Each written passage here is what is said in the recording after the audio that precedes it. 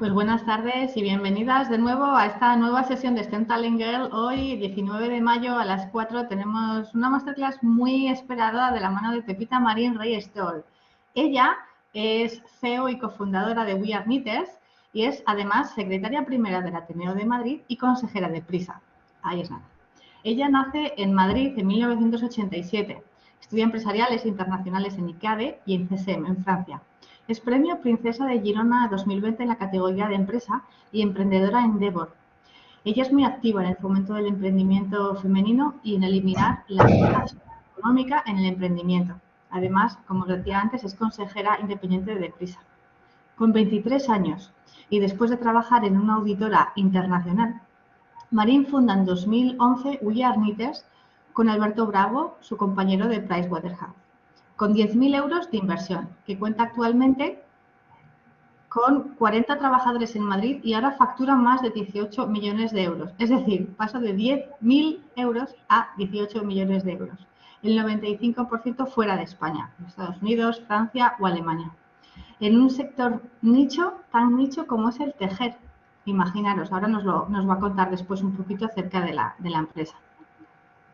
Gestiona una comunidad de más de 1,5 millones de personas con su proyecto. Así que imaginaros, tenemos aquí un gran ejemplo de emprendimiento, de empoderamiento, de una gran idea puesta en marcha y seguro que de mucho trabajo y superación. Así que, Pepita, enhorabuena, lo primero, y bienvenida a STEM Talent Girl. Estás en tu casa cuando quieras.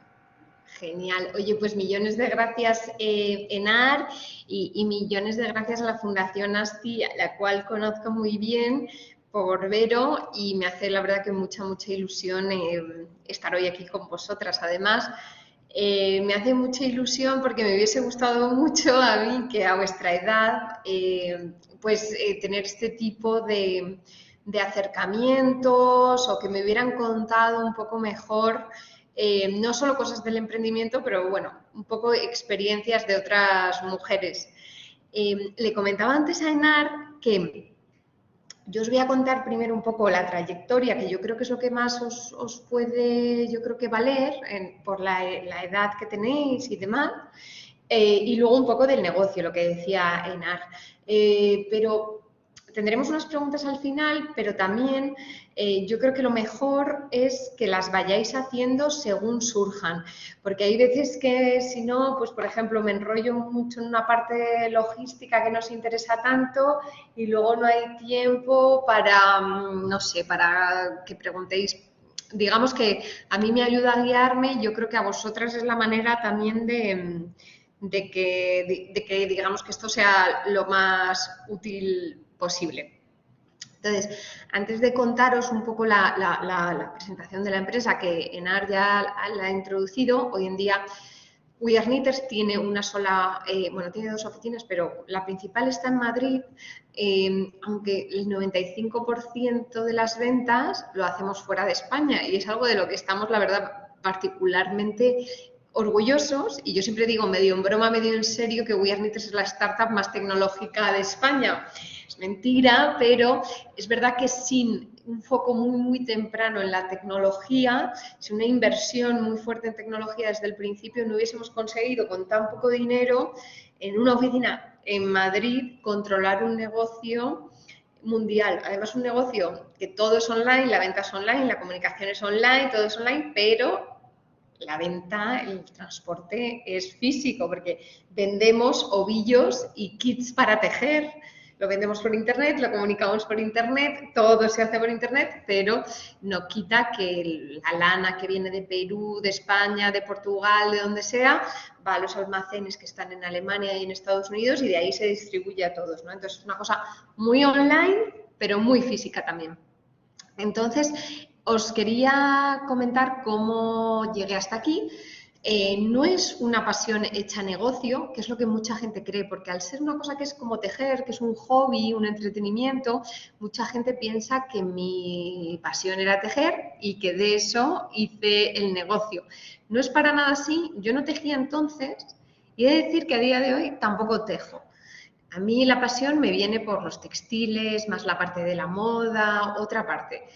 pero vi una oportunidad de negocio muy clara, yo quería emprender, que ahora os cuento un poco cómo fue, y vino de ahí, porque mucha gente se piensa eso, que yo era una tejedora, yo y Alberto Bravo, que es mi socio y amigo, que éramos tejedores y para nada, aprendimos todo en YouTube al empezar el negocio y demás.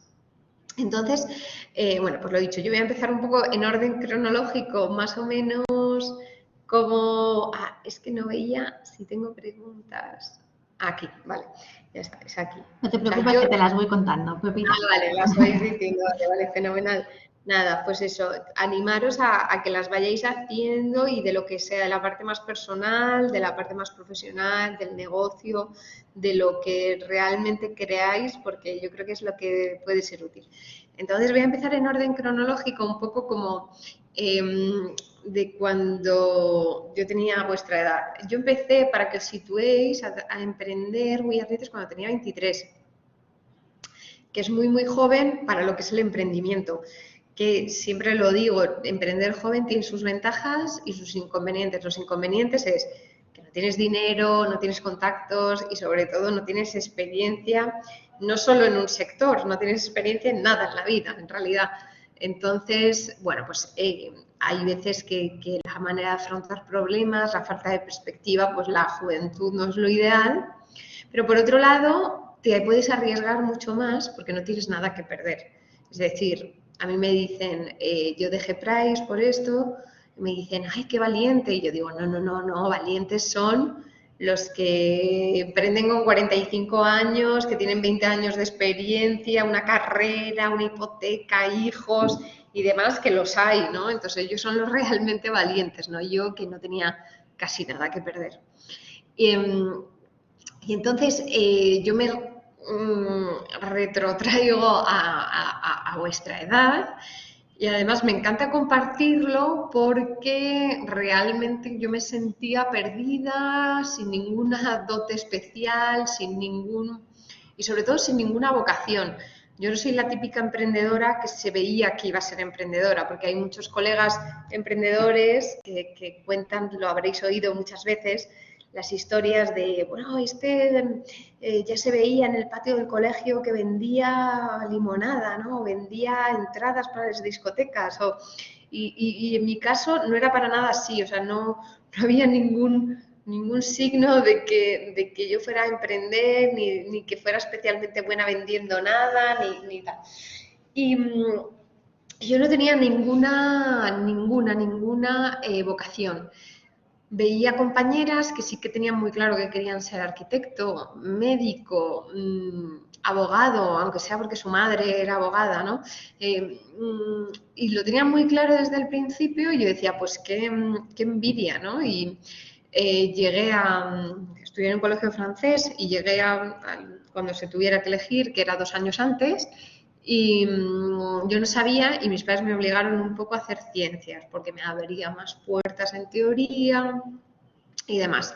Entonces hice de ciencias en un colegio bastante estricto y no conecté nada porque, bueno, porque me sentía ahí un poco obligada, porque era un nivel muy, muy alto. La gente que había llegado ahí, digamos que había llegado ahí con un proceso muy...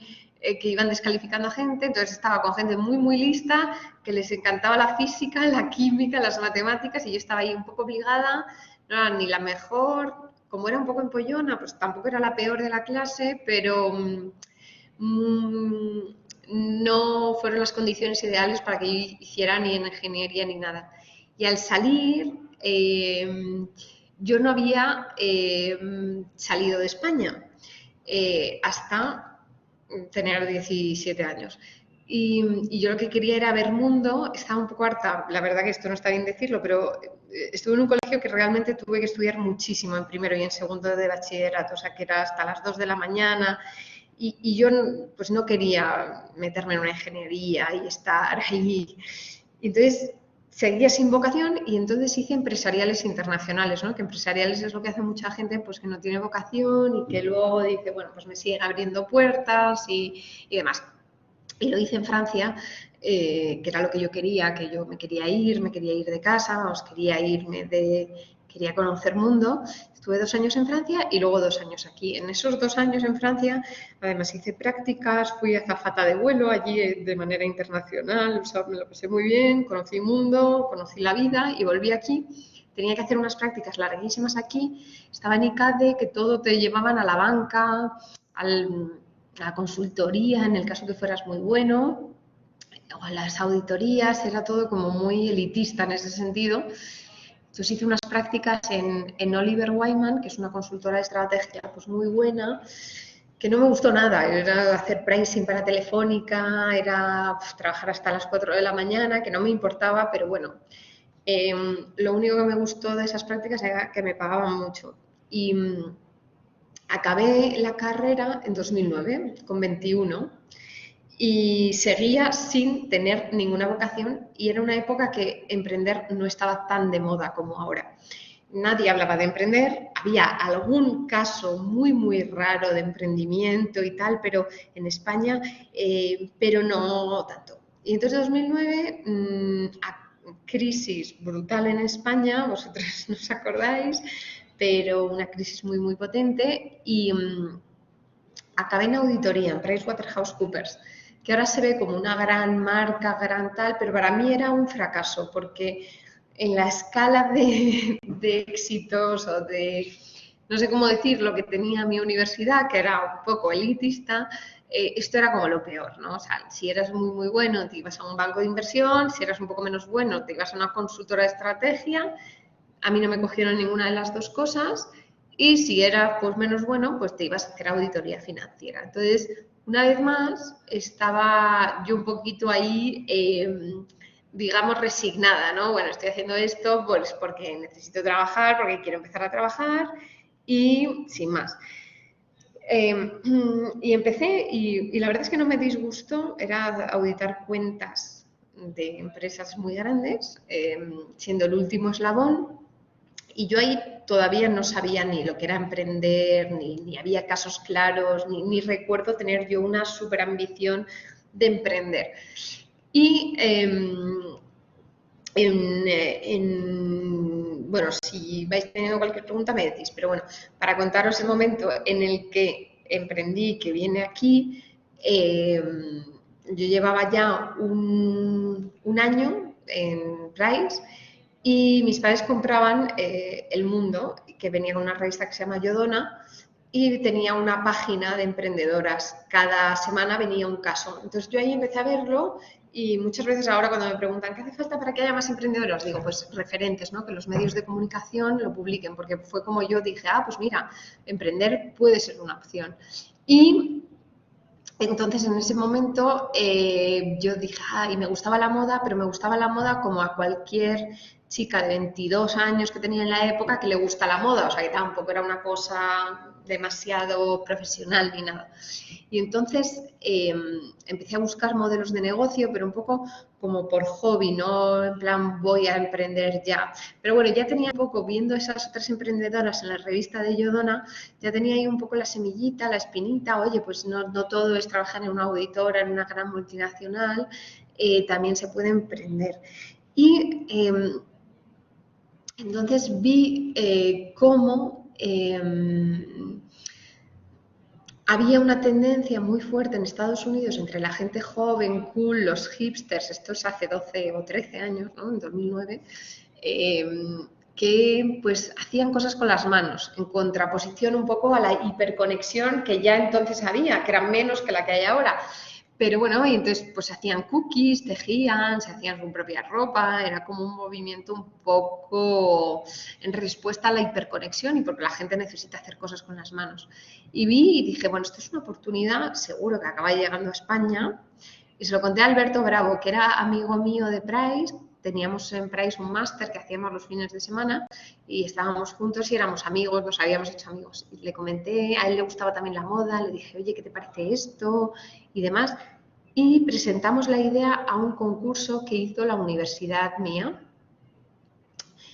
que se presentaban ideas a lo largo de un año con un tutor, pues te enseñaba, además Rafael Ruiz Villar, con el que todavía tengo bastante contacto, y te ayudaba poco a poco a montar el negocio. vamos, el business plan, el negocio, y lo presentabas. Y nos dieron el primer premio compartido, es decir, nos dieron la mitad del primer premio, que eran los 10.000 euros que comentaba antes Enar. Y esos 10.000 euros solo te los daban si montabas la empresa. Es decir, no era título personal, se los daban a la sociedad resultante de lo que hubieses montado. Y entonces ahí había que decidir, ¿no? Si seguir en Price o realmente dejarlo y montarlo. Y yo tenía muy claro que si tú intentas un negocio, ya bastantes incertidumbres hay, bastantes dificultades hay y bastantes interrogatorios como para tener la duda de que si funciona o no, si no funciona en este caso, por haber estado a medias, ¿no? O sea, yo quería realmente darlo todo y yo después de 11 años de emprendimiento creo que el foco y la concentración es importante para sacar un negocio o cualquier proyecto adelante. Entonces yo quería estar segura de que, oye, si iba mal era porque iba mal, no porque yo hubiese estado a medias. Entonces la decisión de dejar Price fue con un convencimiento bastante claro de que yo quería dar el 100% a esto. Siempre lo digo, que emprender es de ricos. Es un poco fuerte, pero yo lo pude hacer porque podía estar 2 años o los que fueran sin ingresar nada. Estaba en casa de mis padres, tenía comida caliente, que no lo tiene todo el mundo, ¿no? Y no tenía que llevar dinero a casa. Pero claro, dejé de irme de viaje, de comprarme ropa, de comprarme copas, dejé todo el ocio porque no tenía dinero. Pero bueno, que es una suerte también y hay que saber reconocerla, ¿no? Que no todo el mundo puede estar un tiempo a ver si el negocio, la idea funciona o no. Y yo era una persona bastante insegura, es decir, a mí no me gustaba nada el fracaso y no me gusta todavía a día de hoy. En muchas ocasiones se ve la cosa de emprender y demás, que bueno, que el fracaso te ayuda y demás. A mí eso no me gustaba nada. O sea, yo sí dejaba Price, quería que esto fuera bien. Y eso ha sido un poco el impulso también que ha tenido también la empresa, ¿no? El hecho de que a mí el fracaso no me gustaba. Pero me daba miedo, digamos, no lo hubiera hecho nunca sola, o sea, no lo hubiese hecho nunca sola, y ha sido uno de los grandes aciertos es no emprender sola. Alberto hoy en día es mi mejor amigo, por supuesto hemos tenido ups and downs, pero bueno, la decisión esa, la verdad que fue muy, muy acertada el emprender juntos. Él dejó Price un poco después que yo, no lo dejó en ese momento. Y nada, y arrancamos con 10.000 euros, que fueron todos a comprar lana, porque no puedes comprar cuando es una lana marca propia, con tus colores, tu etiqueta, tu todo, no puedes comprar 3 ovillos para probar. El mínimo eran 150 kilos y eran más o menos unos 6.000 euros. Entonces, el resto del dinero pues fue a un ordenador, no me acuerdo qué, pero vamos, en la web la tuvimos que hacer nosotros, en las fotos posaron mis primas, las fotos las hacía Alberto, todo era muy cutre en realidad al principio, o sea que le poníamos mucha pasión y mucho, pero todo era muy, muy, muy cutre. Y me acuerdo un consejo que me dieron, me lo dio un amigo mío que es Juan Urdiales, que hoy es un súper emprendedor de Jovan Talent, que me dijo, mira, lanza pronto. Yo estaba, no, mira, Juan, es que las agujas todavía no son como a mí me gustan. Y Juan, yo creo que debía pensar, nunca esta chica va a vender nada, entonces cuanto antes se pegue la torta, mejor. Entonces me dijo, tú, lánzalo ya veremos el mercado, qué dice, qué no, qué tal. Bueno, pues uno de los mejores consejos, ¿no? O sea, cuando tienes una idea, la haces rápido, la lanzas rápido, aunque no esté perfecta, y los emprendedores solemos tender un poco al perfeccionismo, ¿no? Y bueno, y entonces con eso empezamos todo, muy, muy poquito a poco, empezamos pues haciendo mercadillos. Yo me acuerdo que mi madre en un momento dado, yo trabajo mucho de noche, porque estoy más activa, soy más búho, ¿no? Que lo llaman. Claro, me acostaba muy, muy tarde, a las 3 de la mañana haciendo cosas, tal, y me levantaba tarde. Y entonces mi madre en una época me decía, bueno, es que tengo aquí una niña en casa que se llama emprendedora pero bueno. Pero empezaron a salir las cosas, hicimos de todo, mercadillos, de todo. Y estuvimos en un mercadillo, en un stand, en una feria que se hacía en la pasarela Cibeles de jóvenes diseñadores. Y nosotros no éramos diseñadores, pero bueno, como teníamos algo similar a la moda, nos aceptaron. Y ahí pasaban periodistas, porque estábamos situados entre la sala de periodistas y la pasarela. Y pasaban. Y entonces le hizo gracia a un par que nos publicaron, pasó Eugenia Silva, que casualmente tejía, y nos empezó a publicar y ahí empezó un poco todo. Empezaron a entrar pedidos de Alemania enseguida, éramos muy, muy ambiciosos con la marca, es decir, nosotros desde el principio queríamos una marca grande y global porque no era nuestro hobby y que queríamos un autoempleo, nosotros era un proyecto muy ambicioso desde el principio. Siempre me preguntan que cuál es en España la principal barrera para emprender, y esperando a que yo diga la financiación, la burocracia y tal. Eso va llegando y la burocracia sin más, pues está. La burocracia al final, perdón, llega y ya está. Pero hay un tema que es la presión social y familiar, ¿no? Y que eso está ahí. O sea, tú emprendes, dejas algo y tu entorno pretende que el día siguiente tu empresa sea Inditex y que tú seas Mark Zuckerberg y bueno, hay muchísima presión, ¿no? Entonces, y los negocios van muy poco a poco. En la prensa siempre salen negocios, pelotazos, noticias titulares muy grandes sobre el emprendimiento, que es una falsa realidad, porque la tasa de fracaso es altísima, o sea, no me lo sé bien, me lo tendría que saber, pero lo normal cuando emprendes algo es que no vaya bien, por muchísimas razones. Y luego hay que tener en cuenta que los que salen en prensa ya son los que han tenido éxito y luego además las noticias siempre pues, como que se exageran un poco, que no lo debería decir porque trabajo también en Prisa, que es de noticias, pero bueno, el titular siempre tiene que llamar la atención. Entonces, mucha gente piensa que es no más fácil de lo que parece, pero todo el mundo piensa que tú montas una startup y si te va bien, a los 2 años, espera un pelotazo, la has vendido por 70 millones, te has forrado y te vas a las Maldivas. Cuando en realidad, si tú te das las estadísticas de verdad, incluso las empresas que han ido muy, muy bien en España, que yo, pues uno de los casos que yo me inspiraba mucho era Privalia, que era uno de los emprendedores muy antiguos ya. Privalia, hasta que hicieron un gran éxito, fueron 12 años por lo menos. Idealista, no sé si llevan 15, 16 o incluso 20 años. A lo mejor estaría bien que les comentaras el exit. ¿A qué te refieres? Seguro que lo sabes, pero por si acaso. No, perdón. El exit es una jerga muy de startups que es, bueno, pues cuando sacas la empresa a bolsa, cuando la vendes, cuando, digamos, entra un inversor muy, muy potente, ¿no? Que es como, para los emprendedores, que no debería ser así, la verdad, pero es como el sumum del éxito, ¿no? Es, oye, pues ha venido alguien, te ha comprado la empresa, o la has sacado a bolsa, o bueno. Y eso en realidad no llega hasta que no llevas mucho, mucho, mucho tiempo. Y es un proceso que es apasionante, pero es muy, muy, muy duro. A mí muchas veces me lo preguntan, ¿no? Si supieses todo lo que has pasado, ¿volverías a empezar? Y la respuesta es claramente sí.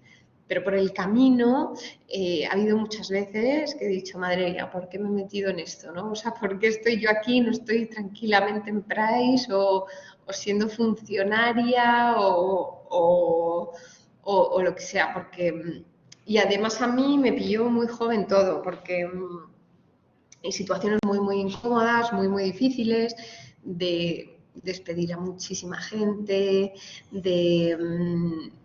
pues eso, yo a los 25 ya estaba despidiendo a gente, que mis amigas estaban tomándose copas donde fuera. Luego muchísimos años sin vacaciones, muchísimos años sin sueldo, bueno, 2 años, 1 año y medio sin sueldo, porque a nosotros entró capital riesgo, unos inversores al cabo del año y medio. Y luego hubo muchos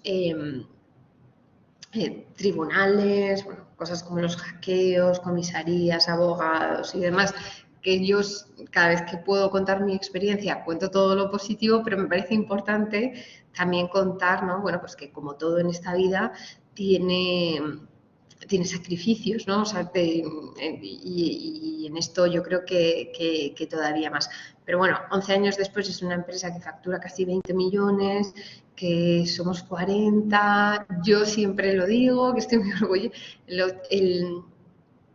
el 75% somos chicas y el porcentaje sube en el comité de dirección a 80.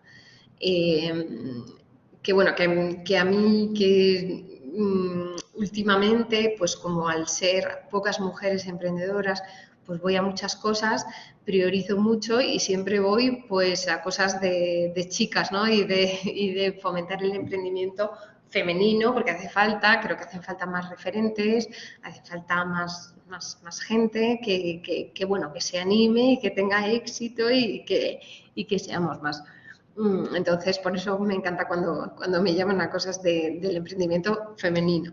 Y entonces, a día de hoy es un proyecto que claramente, sin ser enorme, sin ser globos, sin ser Facebook, que es otra de las cosas que yo creo que me gusta siempre destacar, ¿no? Que para que un emprendimiento sea exitoso no hace falta tener grandes rondas de capital, que te metan 200 millones, ser globo con 1000 empleados. O sea, un proyecto que continúa, que ha crecido, que viene de un... ya es un éxito, ¿no? O sea, que no hace falta, hay muchos tipos de éxito y parece que si no levantas millones de rondas de capital y tal, no eres nadie. Y en cambio hay muchos modelos, mucho más modestos, mucho más con otro ritmo, que tienen muchísimo éxito. Luego, otra de las cosas que yo pensaba con vuestra edad, que emprendedor era igual a inventor. Es decir, para mí era alguien que emprendía, era alguien que tenía una idea completamente revolucionaria y que, bueno, pues se le ocurría y entonces montaba una empresa. Cuando en realidad el 99,9% son cosas que ya existen, que se hacen en otro mercado o que le das una vuelta de tuerca, como en nuestro caso, kits para tejer ya había. Ovillos, no os quiero contar. Tejer se hace desde hace más de 2000 años.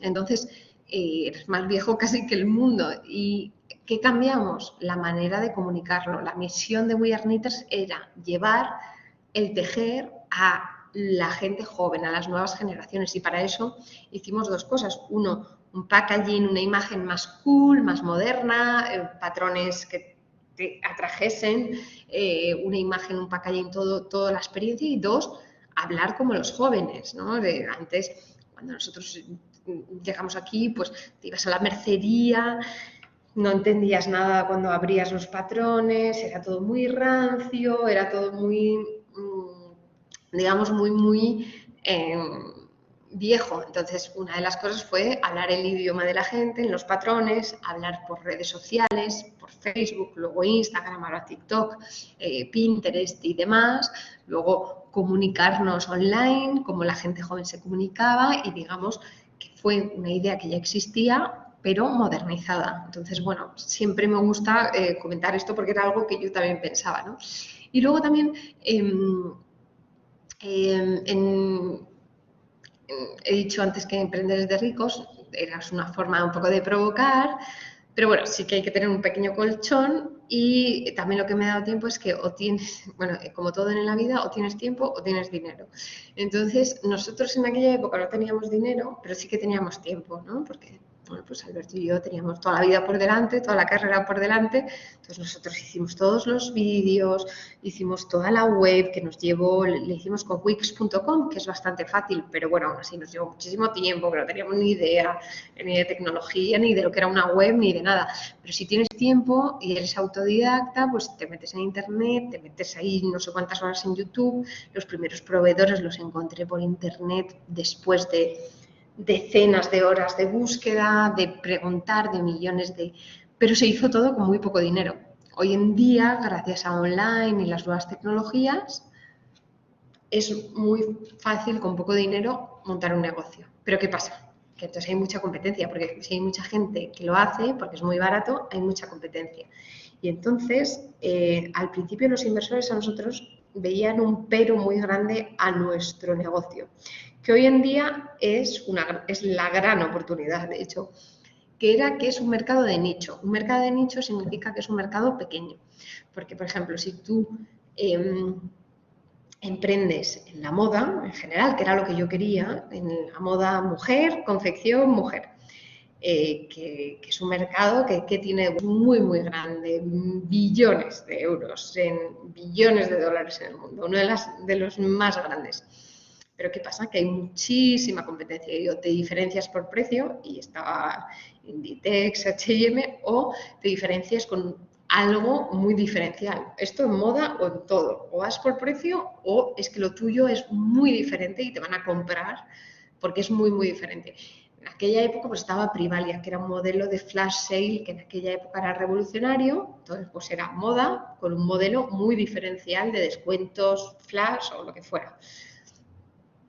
Pero punto positivo, mercado muy grande, punto negativo, mucha competencia y a ver cómo destacas, ¿no? Hoy en día con Amazon, con Zara es dificilísimo, ¿no? En un mercado masivo o en las de comida, distribución de comida, pues ya hay 800.000.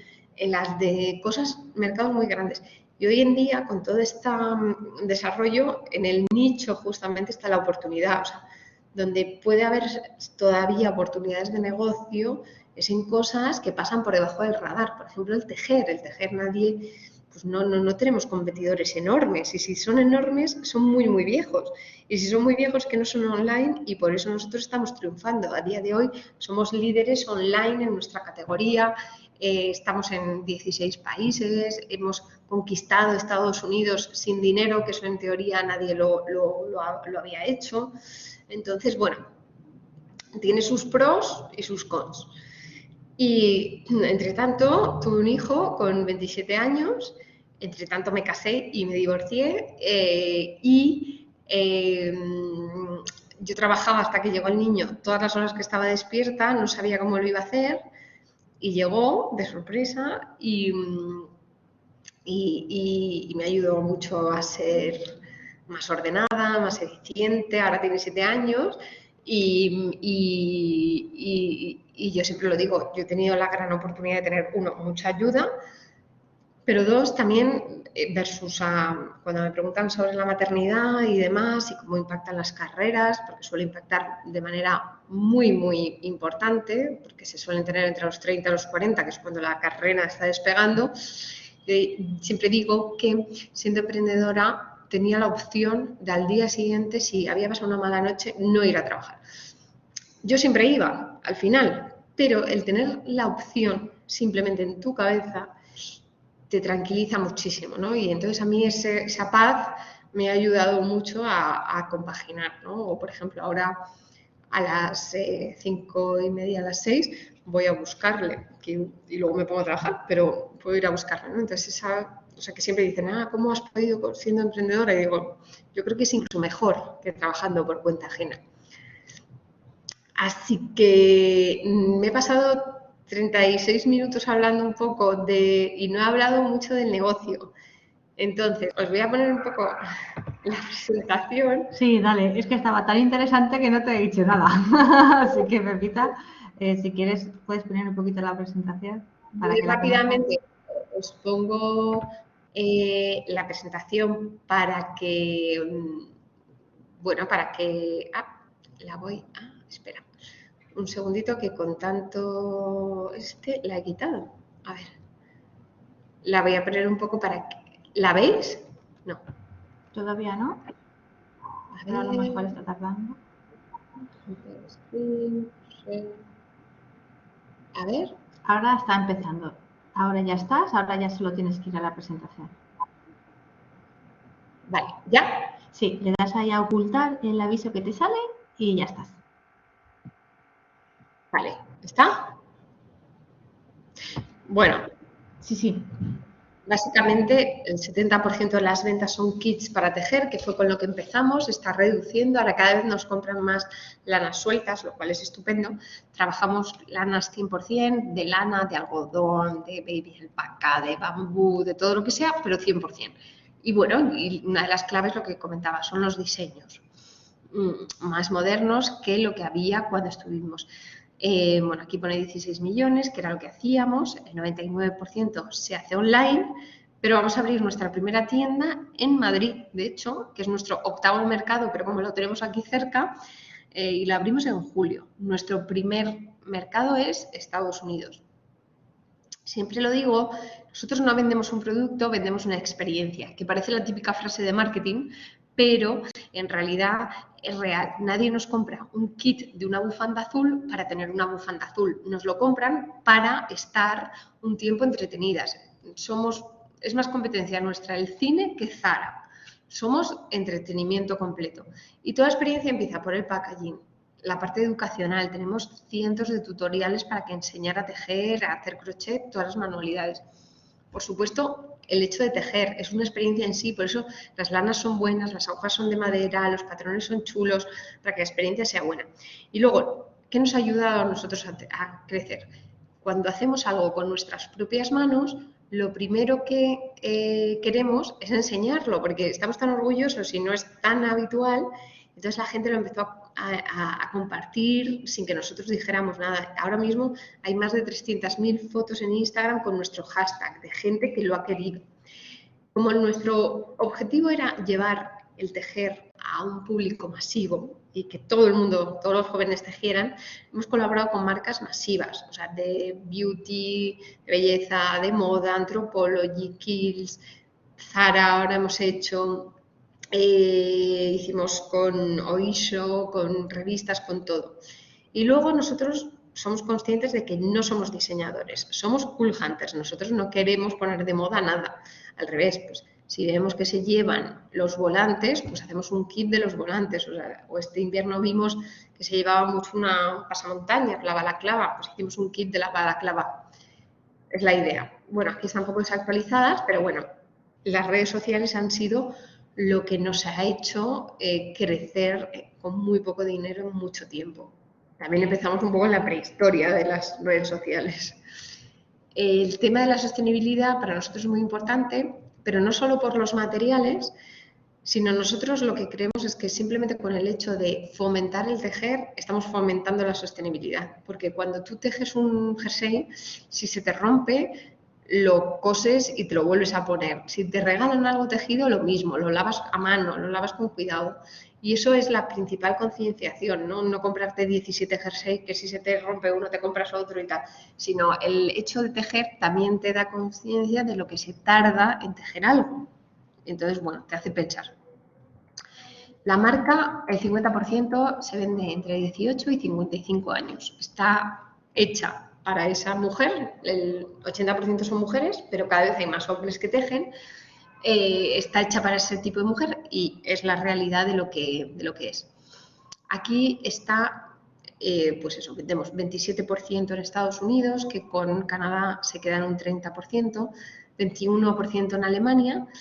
En Estados Unidos tenemos un almacén y en Alemania otro. Francia, que se envía desde Alemania, Gran Bretaña, España, Italia y el resto del mundo, que incluye países muy fuertes como pues Canadá, Suiza, Australia, Japón. Y nada, la idea es que nos hemos dado cuenta que no somos solo knitters, que somos makers. Nuestra gente no solo está por el tejer, sino porque le gusta hacer cosas con las manos. Entonces, ahora tenemos petit pois, tenemos pues para incluso teñirte tu propia lana, y digamos que nos hemos expandido a todo el mundo de las manualidades. Y la idea es pues ser el referente online y ahora también offline de la nueva generación de makers. Y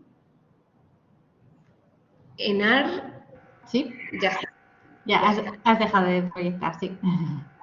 Nada, yo dejé de proyectar. Nada, me habías dicho, Enar, que hiciera preguntas y se me ha olvidado, no os he hecho preguntas, tanto,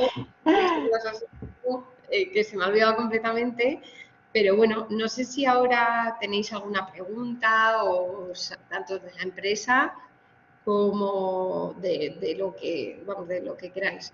Sí, ha estado súper interesante y la verdad es que es genial conocer así tan de cerca y tan real, ¿no? Es como que parece que lo está contando una amiga nuestra. O sea, que está, está muy bien la historia. Yo por lo menos estaba aquí pendiente escuchando un poco toda esa evolución.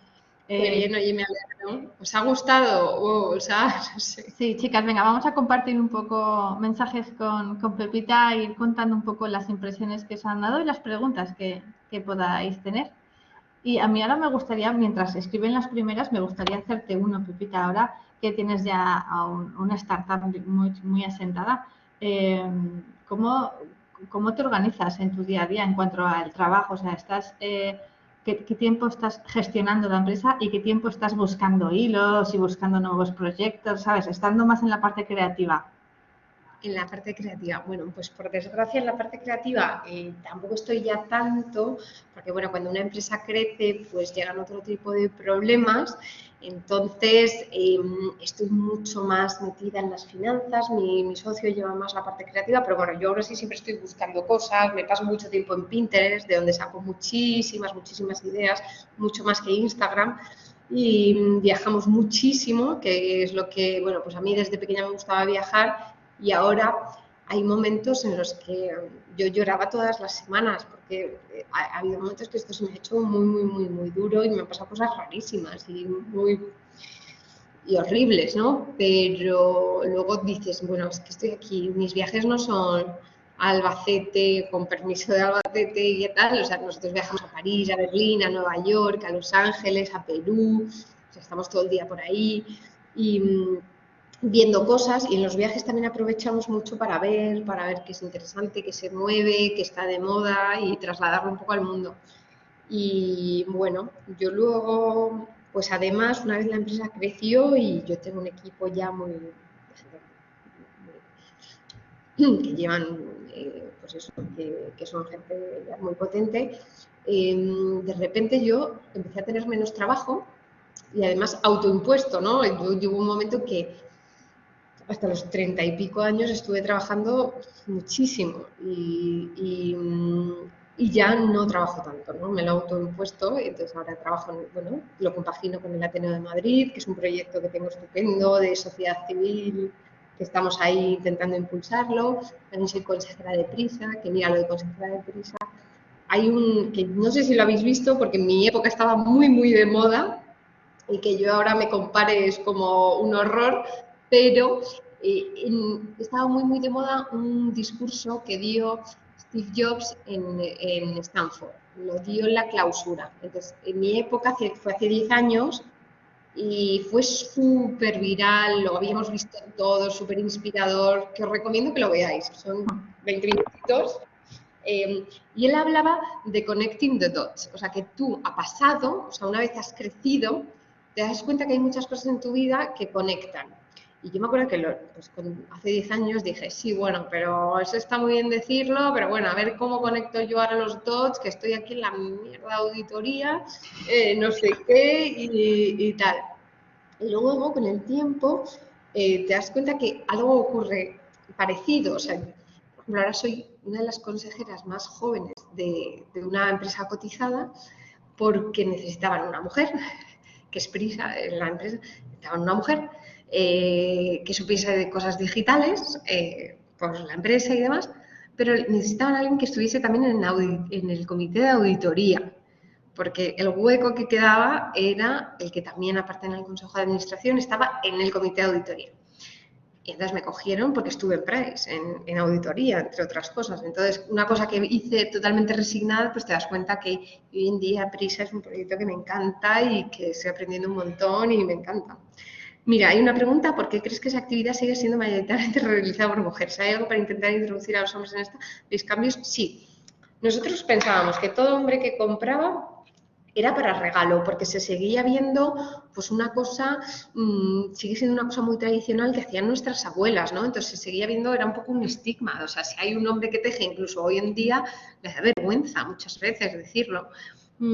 Entonces, para nosotros era como que los hombres eran solo de regalo. Y hicimos una pop-up en 2019 en París y nos dimos cuenta que entraban un montón de hombres para comprarlo para ellos mismos. Y nosotros nos dimos cuenta que en nuestra web eran todo mujeres, no aparecía un solo hombre, ni una sola foto. Y empezamos a hacer cosas con hombres. Hicimos una cosa con Tom Daley, que es un nadador olímpico que teje. Hemos hecho fotos con hombres y ha subido del 17% al 22%, que no es mucho, pero bueno, y cada vez hay más hombres que se animan. Lo hacen mucho, hay muchas fotos de señores tejiendo de la City de Londres, los financieros, para desestresarse, y lo hacen en el metro. Sí que vemos cambios. En Alemania se teje mucho más, entonces los hombres tejen mucho más ahí también. Es por un tema de las horas de luz y las horas que se pasan en casa. Tejer es una cosa que se hace en casa, entonces en la pandemia pues nos fue muy bien y nos va muy bien en países que el invierno es largo y que las horas de sol son cortas. Muy bien, chicas, ¿tenéis más preguntas por ahí? Hay una parte de tu historia que también me ha parecido muy interesante, que de alguna forma también lo conecto con el cuadro que tienes ahí atrás, ¿no? De hacer más de lo que te hace feliz. Cuando dices que tienes que decidir si dejar la empresa y enfocarte en el proyecto, porque hay alguien que te dio el consejo de que muchas de las startups que empezaban, de los proyectos de emprendimiento, caían porque no había foco, porque no estaban en serio. Esa parte me parece muy interesante. ¿Cómo es esto? No, pues en realidad una empresa levantarla es que es casi un milagro, ¿no? Entonces tú tienes que ponerle todas las horas, todo el foco, toda la pasión y en realidad se habla mucho de pasión, pero hay mucho de obsesión detrás del perfil del emprendedor. De pasión queda mucho más bonito, pero en realidad hay un punto de obsesión, a veces malsana, a veces no del todo sana. Y es gente que tiene una idea y se obsesiona con eso hasta que sale, ¿no? Y esto se repite muchísimo. Yo, mucha gente que me he encontrado, se repite muchísimo, que dice, bueno, que estamos fatal de la cabeza, ¿no? ¿Por qué? Pues porque le tienes que echar tantas horas, tanta energía, tantas cosas van a ir mal, que tienes que estar muy, muy convencido de ello, ¿no? Porque si no, no te levantas. O sea, yo veo muchos emprendedores ahora y en cuanto les veo dudar de la idea, digo, mal la cosa, porque yo recuerdo esa época que la idea yo me la creía al 200%. O sea, sabía que podía fallar, tenía mucha inseguridad en mí misma, sabía que la podíamos lidiar con 1000 cosas, pero la idea de que tejer iba a estar de moda entre la gente joven de nuevo, yo me acuerdo que me la creía de manera totalmente inconsciente, ¿no? Y muy ingenua, visto ahora y muy remoto. Pero yo recuerdo que yo me la creía al 200%. Y por eso le pones tanto foco, ¿no? Tanto foco, tanta energía, tanto trabajo, y al final puedes fallar por muchas cosas, pero al menos te quedas tranquilo, o era mi caso, de que yo lo había dado todo. Y ahora, claro, a posteriori, lo que dices tú, pues conectas los dots o los puntos, ¿no?, de conexión que decía Steve Jobs. Buscarlo, chicas, lo hemos comentado en alguna masterclass, no sé si lo habéis visto, pues si ponéis en Google Steve Jobs, el discurso de Stanford, hay un montón de vídeos. Ahora como que tiene sentido, pero si tú ahora mismo tuvieras que darle un consejo a la Pepita de cuando estaba en la carrera, o incluso antes de cuando estaba en la carrera, cuando estaba en el bachillerato, porque es ahí donde están nuestras chicas, en ese momento, con las dudas que tú tenías, ¿qué consejo te darías a ti misma? Bueno, relajarme un poco, ¿no? Porque yo sí que, no sé bien si por inseguridad o por autoexigencia igual, es que no lo sé bien. O sea, yo estaba siempre muy nerviosa, ¿no? Y yo quería que todo fuera bien, que digamos que, pues eso, no equivocarme. Es verdad que cuando eres muy joven tienes que hacer muchas decisiones que te marcan la vida. Yo siempre lo digo, la decisión que más me ha marcado la vida es la de la carrera. O sea, depende de lo que hagas, a dónde vayas, de ahí se desencadenan muchas cosas. Que no es que sea un error hacer una cosa u otra. Yo también tenía la espinita ahí un poco de estudiar arquitectura, ¿no? Y pues no me dio la nota, entonces también se me olvidó y tampoco era tan fuerte como para hacerlo en una privada ni nada. Entonces, igual me hubiese ido también muy bien en el otro lado y no lo sé, ¿no? Pero lo que sí que creo es que la vida más que larga es ancha, ¿no? Tienes muchísimas decisiones, muchísimas cosas, y cuando más ancha se hace es al salir del bachillerato, ¿no? Porque hasta ahí un poco te han elegido todo, no has tenido tampoco la capacidad de decidir a qué cole ir, o bueno, igual sí al final, si te has cambiado, lo que sea, pero hasta ahí todo te lo han dado un poco hecho, has nacido con tus circunstancias, en el barrio en el que hayas vivido, en la familia que hayas vivido, lo que sea, y ahí es cuando una decisión que a mi gusto llega demasiado pronto, con 17, 18 años, te marca el resto de tu vida. Que no significa que haya un camino bueno, uno malo, ¿no? Hay 20.000. Pero que según el que cojas y según cómo aproveches las oportunidades que te van viniendo, pues te cambia el resto de la vida, ¿no? Entonces, para mí fue el irme a Francia, el tal, me abrió la mente, supongo que ahí, no sé, acabé en auditoría también por algo, pues igual si me hubiesen cogido en las consultoras, que para mí eran más atractivas, me hubiese quedado ahí probablemente más tiempo. E igual pues no hubiese tenido la experiencia de We Are Kniters, que para mí ha sido la bomba. O sea, hoy en día es un proyecto que va bien, yo salgo en prensa, me hacen entrevistas, me tal, después de muchas penurias, y por qué no hablarlo, porque esto es un tabú y que no se suele decir, no soy súper rica, pero bueno, me ha ido muy bien y también es importante, ¿no? O sea, que al final una empresa es, el motivo de una empresa es un beneficio económico, ¿no? Entonces, visto con todo, también tengo muchos disgustos a nivel personal, a nivel de todo, he ido al psiquiatra, he ido a tal, he estado deprimida y tal, pero bueno, al final la experiencia ha sido súper apasionante y fue por decisiones, microdecisiones que he ido tomando. Muy interesante también el que decidieras esa experiencia internacional, ¿no? Porque al final, cuando te vas a otro país o incluso el hecho de aprender otro idioma, es como que de alguna forma aprendes otras formas de hacer las cosas, otra forma de pensar, incluso en cuanto a la lingüística, ¿no? Que decir las cosas incluso de otra forma, ¿no? Sí, las dices de otra manera, conoces otra cultura, te abre la mente, creces muchísimo. O sea, yo me fui siendo una niña y volví, pues me había recorrido medio mundo siendo azafata, había pasado situaciones malas, buenas, tal, y vamos, yo sí tengo o sea, una experiencia en el extranjero, puede ser dura, pero yo creo que hoy en día es de lo mejor que se puede hacer, ¿no? Para ver otras cosas y que te abre muchísimo la mente. Pues fenomenal, Pepita. Estamos ya casi llegando al final. Chicas, si tenéis alguna pregunta en el tintero, dejarla escrita ahora. Y la verdad es que a mí personalmente me parece que está siendo genial porque es como una experiencia muy real de una talent girl, ¿sabes? Una mujer que al final pues has trabajado, has tenido experiencias, eh, diferentes cosas y como al final todo, pues al final se te ha conectado, pero también es trabajo y esfuerzo y, y mucha fuerza y valentía, ¿no? También ahí, creo. Sí, sí, sí, sí, pero bueno, que no soy la más valiente tampoco ni la más nada, pero bueno, a mí me gusta contarlo porque yo no era una niña tan especial, ni la más rica, ni la más lista, ni la más nada, pero que bueno, que poco a poco, pues que sí que se puede, que no es para todo el mundo, pero que sí que se puede. Pues Pues muchísimas gracias. fenomenal. Pues muchísimas gracias a ti, Pepita. Esperamos volver a contar contigo más adelante. Aquí tenemos ya algunos mensajes de las chicas. Mira, muchas gracias, fascinante, súper interesante y real. Me ha encantado, dice Molina Cobos.